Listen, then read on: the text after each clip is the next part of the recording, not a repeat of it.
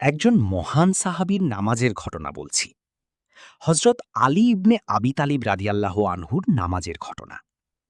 হজরত আলী রাদিয়াল্লাহু আনহু ছিলেন অত্যন্ত সাহসী ও আল্লাভীরু একজন সাহাবী। একবার যুদ্ধে তিনি গুরুতর আহত হন।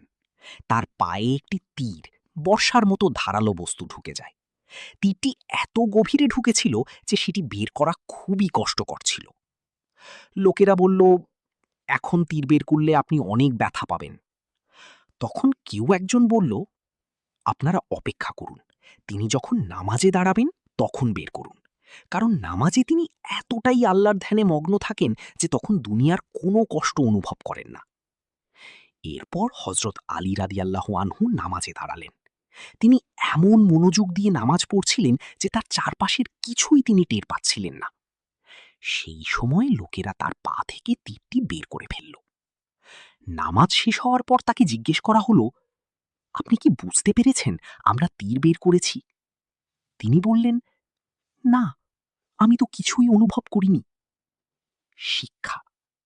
এই ঘটনাটি আমাদের শেখায়, যদি নামাজে খুজু পূর্ণ মনোযোগ ও একাগ্রতা থাকে, তাহলে মানুষ আল্লাহর সাথে এমনভাবে যুক্ত হয় যে দুনিয়ার কষ্ট তুচ্ছ মনে হয়।